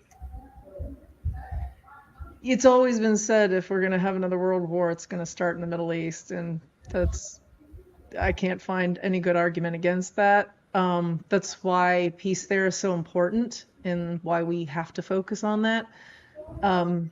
There was something happened recently, and I can't remember which university it was at, but I really liked the response to it. So there was a group of people who doxed a group of students who were speaking out against the Israeli response. So they doxed the students. I hope I'm getting this straight. But the Jewish community, the organization on campus, was very came out strongly against those who doxed, even though those who were doxed were speaking, you would think, against them, but they realized it's not against them, it's against the violence, it's against that problem. And so that Jewish community said, we are against those who doxed those students. They were speaking out, they were speaking their mind, but they were doing it anonymously because they didn't feel safe doing it with their names attached to it, because that's how explosive this is. They recognized that you can hate the violence coming from all players, and you can want peace for all. You can even pick a side. I'm on this side or I'm on that side, and you can still condemn violence. There's nothing wrong with that. I think we need to stop thinking that once we pick a side, we have to be all in, that we can't be critical of our own side that we've picked, that we're on. And I'm seeing voices this time around. This is the first time I've seen with this level of aggression where people who have picked a side, like I'm on the Israel side or I'm on the side of Palestinians, where I've seen people speaking against any violence or hatred against those you would normally perceive as their enemy. So that, again, they're saying the problem is the situation. Most people are just trying to live their lives, and there are groups of people that escalate that, conflict to violence, and they are not representative of the groups they're coming from or identifying with. So again, that, let's not paint a broad brush on anybody. Let's realize that most of us want peace. Most of us want people to be able to live their lives and not have their homes destroyed and their, and kids killed, because it's happening everywhere there in Israel, Gaza, in Palestine. There's violence and innocent people dying everywhere there, and there's got to be a better way. I think there's more people realizing that there's got to be a better way, but it's really hard when you have all that history and the emotional baggage and the trauma passed down from generation to generation. So hard to break free. I'm not an expert in how do you do that. To me, that looks like it's up above the clouds, and I don't know how it's done. But I think there are people who know how to do that. I would like to see their voices lifted up instead of the people who are just shouting, that other side is evil. The other side is evil. I would like to see the voices lifted up who say, we see a way out of this into lasting peace and dignity for all people involved. Because, the recent action of the Palestinians are told to get out. There's no way for them to get out. When even the UN is saying, and other organizations who normally remain somewhat neutral are really saying, if you want people to get out, you've got to give them a way to get out. You're just locking them in a cage that's getting bullets shot in it. So, these are just everyday people. These are just people trying to get them and their kids out and live. Yeah. Yeah. Yeah, no doubt about that. I'm actually going to take a different bit of a twist on this and everything, because I do think that, unfortunately, there is the notion of war is business, and unfortunately, it is a war industry, and all along those lines. So there are a number of factors, including even in our own government, that are encouraging some of the war machine to go on, because that is how they make their money, and all along those lines. And I hate to put it that way, but that's just the truth of what happens in the nature of colonialism and the nature of some of the capitalistic things that go on in the world and everything. And even when people are doing the positive things that you are like talking about, Jen, while Forbes and some other magazines covered it, how much did you hear and how much respect was given to the Muslim women that actually organized an interfaith? And yes, I did say interfaith, though it's Muslim, Christians, and Jews that came together, but you didn't hear that much coverage. It was like a footnote that was in the coverage, but they had organized a kind of a multi-faith peace vigil that was outside the White House, and this was like only 2 or 3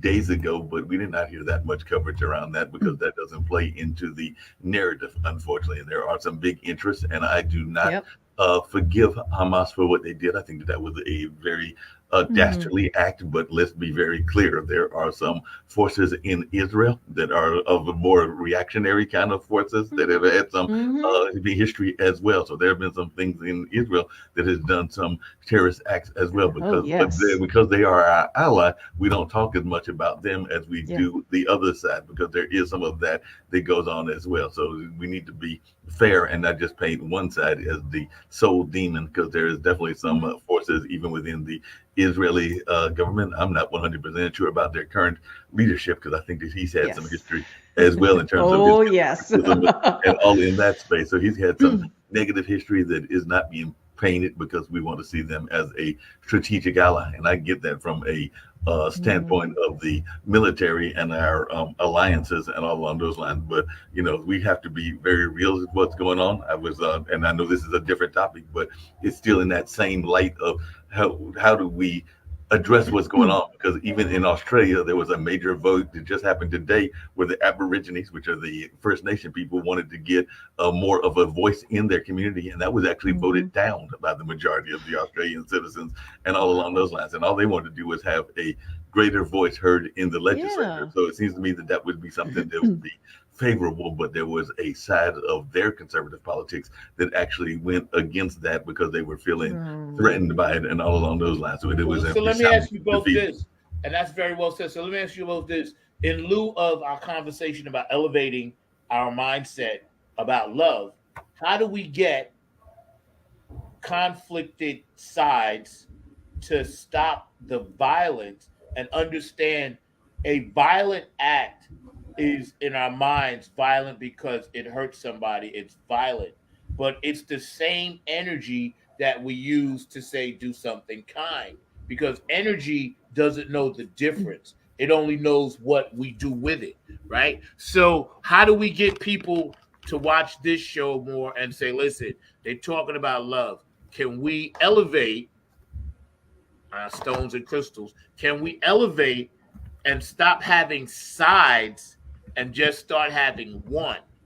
Because history doesn't dictate that. No, I've got a radical idea, and you might like this idea because I think it's something that we can all get behind. We can even include things that we all enjoy. This is definitely funk from the front seat, so I think the funk music community can get behind this. I would even argue that my blues community can get behind it. I would argue that my jazz community can get behind it. And I just came up with this idea right now, so maybe me and you got to get together along with Diego and figure out how we even get our Latin brothers and our Arab brothers and our African brothers and everybody else involved in this. But why could we not organize on a grassroots level a live aid type kind of concert, but it would be peace aid and all along those lines and everything along that line? Because you remember that live aid definitely generated a lot of conversation around the conversation of hunger, and it brought people from different diverse backgrounds into this conversation and all along those lines. So like I said, you know, I sometimes dream too big, or maybe I'm dreaming too big, but why couldn't we have starting right here in North Carolina, getting that idea of a live aid type concert? That's a great idea. If you can find, because I've been trying to do that since I've been here. But if you can find the people, I'll definitely perform at it. You know, I've been trying to get people here to understand we have a voice bigger than we think, but I can't. It doesn't have to be singular. I mean, I if you can't get remember people on the live same aid, page, bro. But I try.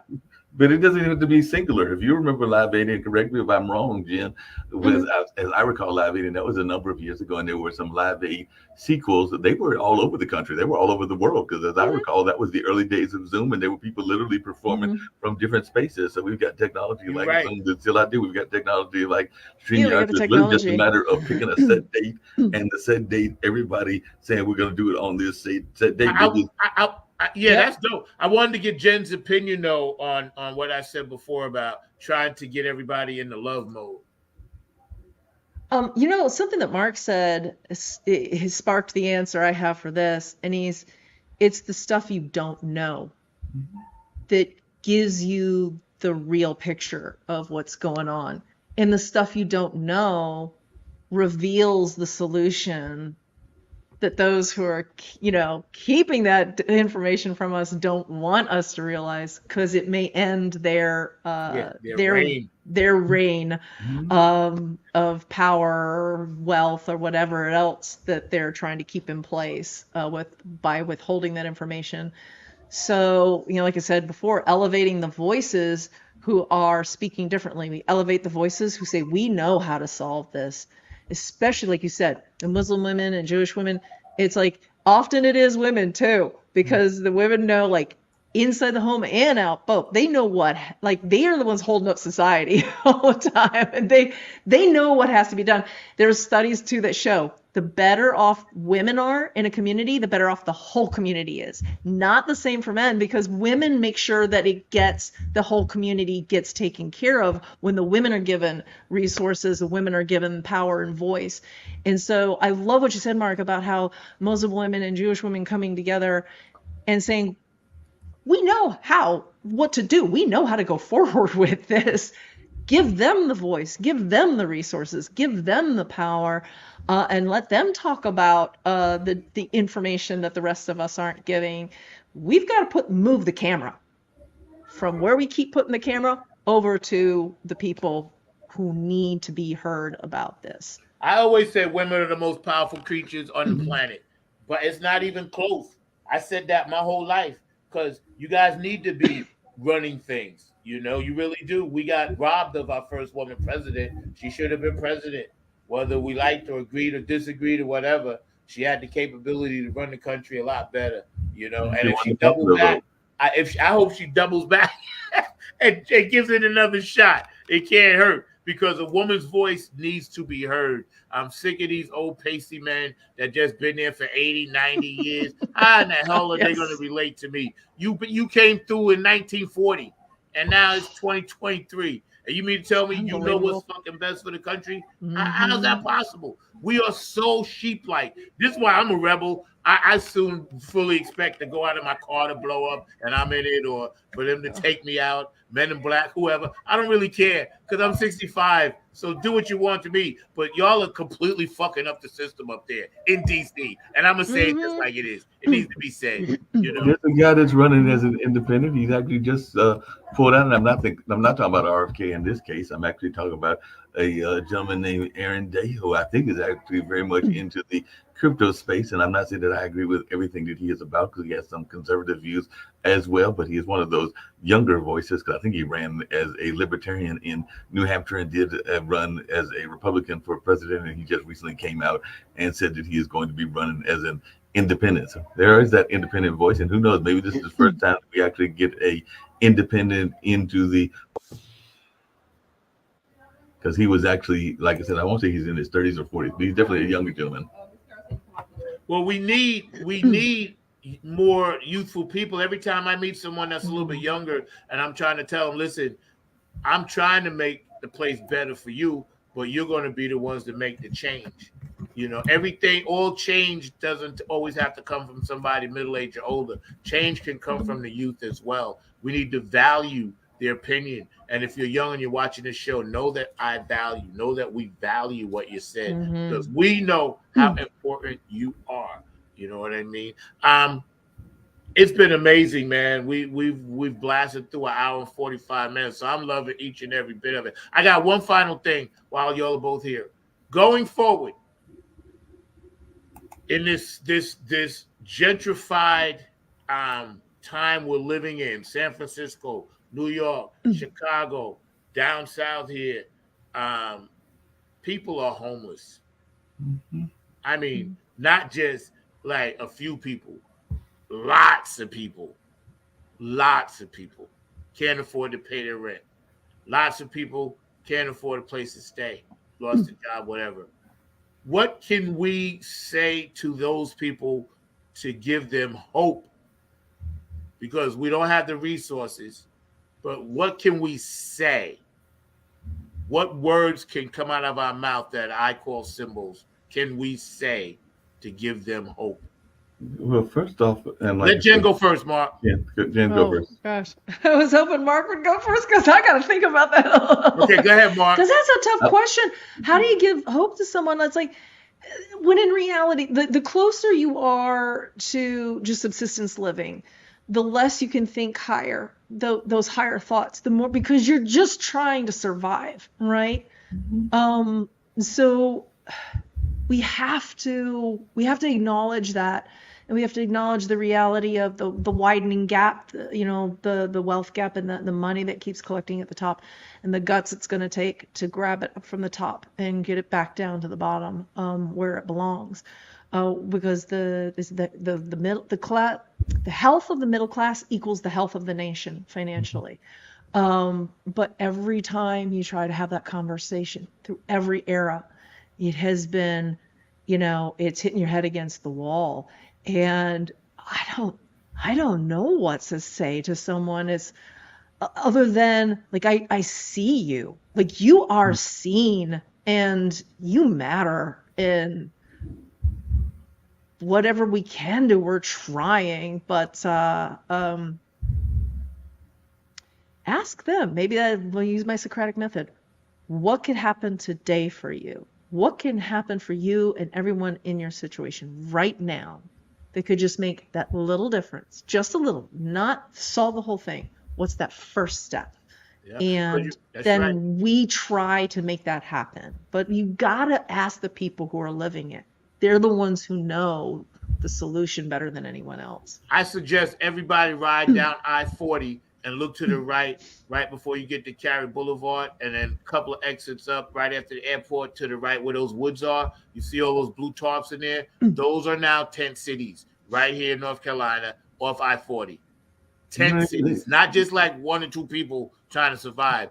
These are because I know, because I went there. But you don't even look at I-40, and I know that you are oftentimes running up and down I-40, but as you know, and I know, there are some that are literally right in the heart of one of the most liberal cities here in Durham. There are literally many tent cities that are around the corner near Duke University, and Duke University is a prominent university, and there are some tent cities even in the areas near us. There are tent cities. I'm over at Hayti today, and I know that there are some tent cities because I see some of the clothes that are left out and some of the areas, including some overpass and underpass that are really near the downtown area. And I think I've mentioned it on this show as well as other shows, but I always resonated. It's kind of what Jen was just talking about with a artwork piece that my dad did years ago that still resonates. And if you go to his website, you can see it, but it's called Thoughts and Prayers. And it's definitely been a prominent piece here in this city and in this state, because one of the notions that he had was that people don't really, thoughts and prayers are important. Don't get me wrong. Spirituality and that connection to the Most High is most important in everything.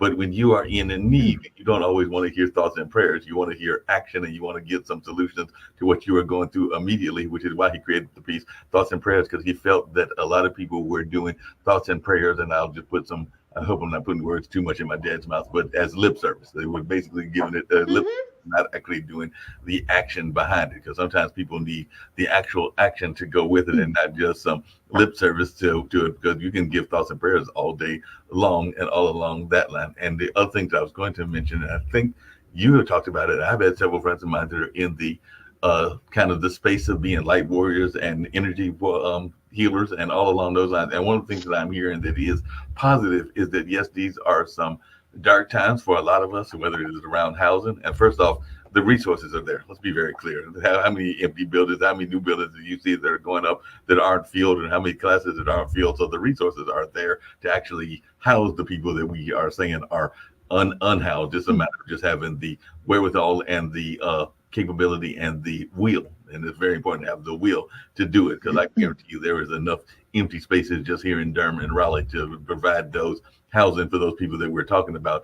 But those empty spaces have to make themselves upfitted. They have to make some changes, and they have to have that very important word, will, in order to do it. But the other thing that I've heard positively, and this is my positive note, is I've heard several people that are in that light warrior space, in that energy space, that have said that, yes, these might be dark times, but we are on the brink of something that is going to be very positive and very light, wonderful, and all along those spaces. So I've heard that message from several of my living angels and everything, and they've told me that, yeah, you're friends and you may be going through some dark times, but this is one of those shifts in the universe that is going to be a positive shift in the universe if we can get through it, and all along those lines. So everybody that I'm hearing is saying that in the next few years, it will be a more positive change, and all along those lines. So I know that there's a lot of folks that are having difficult times, but I'm hearing from my fellow light warriors that this is kind of that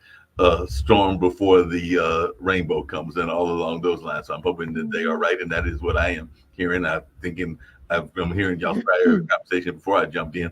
I think that Jen and Christy Key Rollins, and even I saw that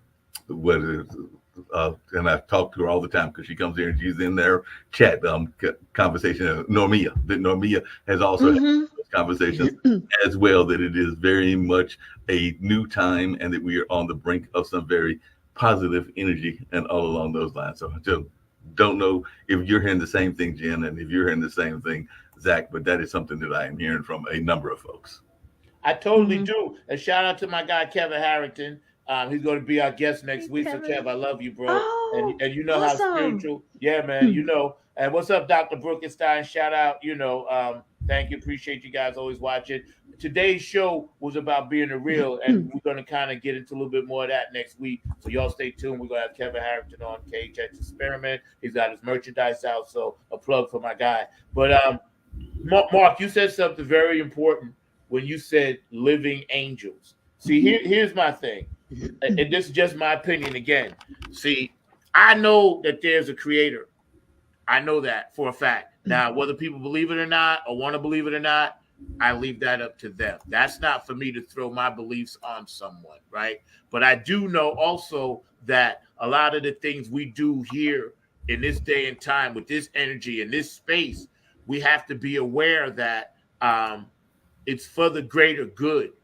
And I think that's when we get lost. Like this show right now is for the greater good. Yes, we're all individuals on it, but we're actually touching other people by the comments, and then they will then go touch other people. So that's my thing this year going forward. This is our 4th year of this show.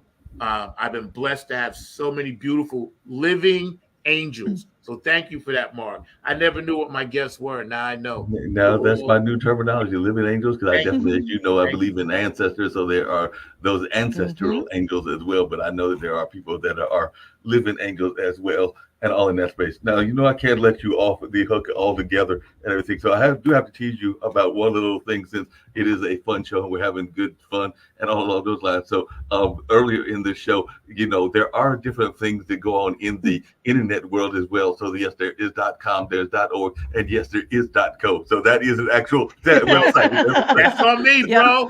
I fessed up. That's on me, because I was texting more. I was like, damn it, isn't that supposed to be .com? Isn't that supposed to be .com? I wish. Sure? I mean, I wanted to get the .com originally, but they used to be using it for like Vanderputten family tree around the world. They were trying to get I married into Vanderputten. That's my husband's last name. So I took his last name.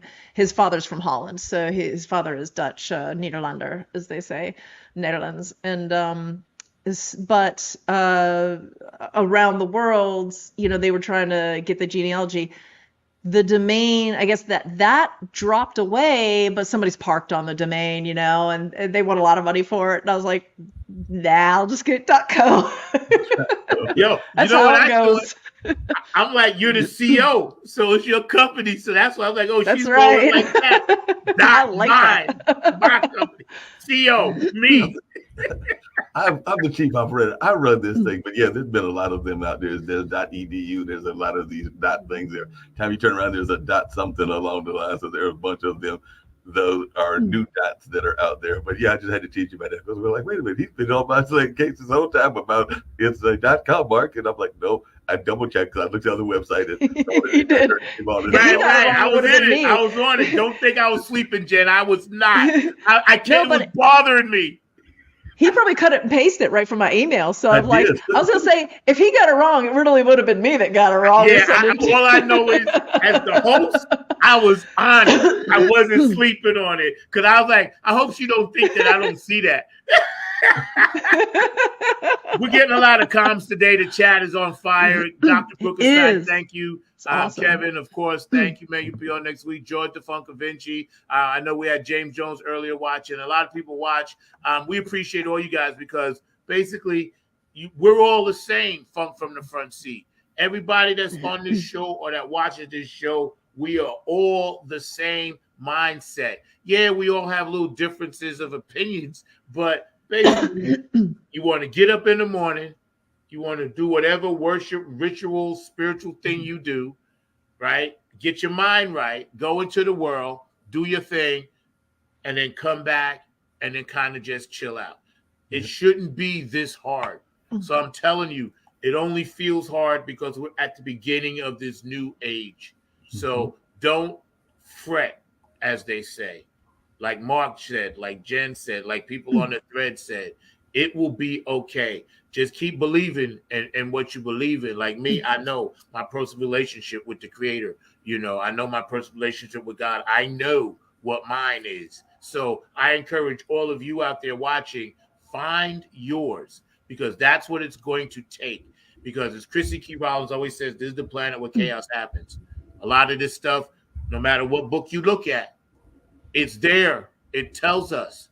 Prophecies tell us. Revelations tell us. Nostradamus tells us. All of these people were gifted somehow. They didn't make this stuff up. This is happening now. We're in it. We see it. Society has changed on us. We have to embrace it, stop pushing against it, and make sure we stay in the light. I got to teach you about one other thing, and then I'm going to leave it alone because I know we're winding down on this show, but it's been a fun show and all along those lines. But I did see one of those futurists that had an interesting prediction. I'd love to hear what both you and Jen have to think about this, but there is a futurist that came out recently, and he said that speaking of holding on, that if we hold on for 7 years, that we can actually have immortality. So apparently he has a good track record because he's had like about 90% success rate. So he's saying that by 2030, we will be in a state of immortality and all along those lines. And I don't know that everybody wants to live for all their life or live for human immortality, but there is a gentleman that has put that out there and has been very adamant about it. I think he came out like last week, and he's a very well-known futurist guy named Ray Kurzweil. But yeah, apparently he's got good track record. I think he's got like a 95 or 93% success rate because he predicted the advent of the cell phone, the advent of the internet, and advent of a number of the other things that are out here in this particular date and time. But I do know that he said, hey, if you can just make it to 2030, you can live for as long as you want to live, because that would be immortality and everything. But I know a lot of people don't know that I want to be on this planet all that long. So, Jen, do you want immortality? And what do you think about this gentleman's idea? Because he said it by 2030. That's only 7 years away. It's wild, but other wild predictions have come true too. So I always try to keep an open mind that anything is possible, because every time you think you've seen it all, you see something new that blows your mind. I do know that there has been scientific research, a lot of it on aging and how it works, because there are creatures who will live until something kills them. They will not die of aging. So that exists. Immortality exists in creatures on this planet. We are not one of them. We carry the seeds of our own aging and demise within us. And what you said is, I think, the more poignant fact. If we achieve that capability, that it is a choice that people are able to make for themselves, that it is not thrust upon them. That should absolutely be your choice. Yeah, I know we got to wind it down. I'm gonna give you the last word, but I got to give a shout out to one of my good friends who's not feeling well, Joan. So I know you watching. I love you. We want you to get better. Just stick to, your rehab. You had a little fall there, but, you made out of stone. You're the strongest person on the planet. So, Joan, I hope you feel better. And I'm sending you, Funk from the Front Seat, all our positive vibes, all our love. And my audience, we're going to send all of that wave to you. And you're going to be back on your feet in time to do some pickleball. so you feel better, Joe. Know that we love you, man. Mark, it's been a blast as always. I'm going to give Jen the last word, man, and we get ready to get out of here and continue this beautiful day. Yeah. What I don't know what he wants me to say, but I'll recap. I'll go bracket this right back at the beginning. If you're treading water, if that's what you need to do it. Hang in there, and that's what Zach just said. A lot of us just have to hang in there right now. Forgive yourself for that. You don't have to be sprinting right now. You can just be just keeping your head above water right now. That's okay. Give yourself that grace, and don't let that hope die. Y'all heard it here first. Funk from the front seat. We're going to end with that. Don't let that hope die. You guys been a great audience. We're changing our format a little bit. You'll see some different backgrounds until I move. So you'll just hang in there because you know the funk from the front seat. You know how we always roll. Next week, our special guest is going to be Kevin Harrington, and he's going to be bringing the heat. Nappy Funk Army's back in the studio starting tomorrow. So I'm going to be working on some new stuff for you. Don't forget, Flag on the Funk on all your major platforms. Came out a month ago. It's getting really, really nice responses and support. So I appreciate you guys. Thank you for following us and, keeping us alive. I'm going to end today with something special for my peeps up in Ohio, Bootsy and Patty and all the people around the world. You know that I love you. And Brenda, you feel better up there. Everybody in New York, New Jersey, Tokyo, Angyo, y'all know how I feel. I love everybody around the world. Please stay tuned. Watch us, Funk from the Front Seat, every Saturday, 12 p.m. Eastern Standard Time, 9 on The Grind TV. Y'all have a beautiful day. Jen, you've been an awesome guest. Thank you a million times over. I can't wait to have you come back because we got to finish going down this rabbit hole. We're going to go all the way to the bottom. That's right. To the bottom. That's where we're going to go. Before you we get are back going to the top. We are going to get to Nirvana. We're going to talk to God. We're going to find heaven. We're going to get all of that stuff rolled into one because we really are about love on this planet. That's what it's about. That's what Jesus was trying to teach everybody. He taught outside. He was the first homeschooler, technically. Homeschooling people. You know what I'm saying? So he was like, yo, light up, whatever. Y'all come over here, and I'm going to teach you some stuff that you're going to need to know. You know what I'm saying? As I went down, I'm sure of it. It's like people just need to pay attention. It's not that hard to live on this planet. It's all about love, y'all. I'll see y'all next time. Peace. It's however you feel, but you just have to fit it between that space, that little space that you got, which is one. One. And then you would try to fit your different notes, but you felt in between it, like, and that's the funk. And you can change that. And that's the funk. And you can change that.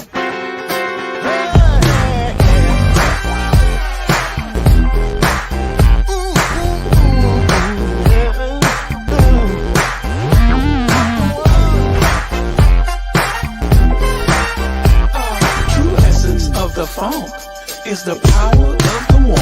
It's the power of the one. This funk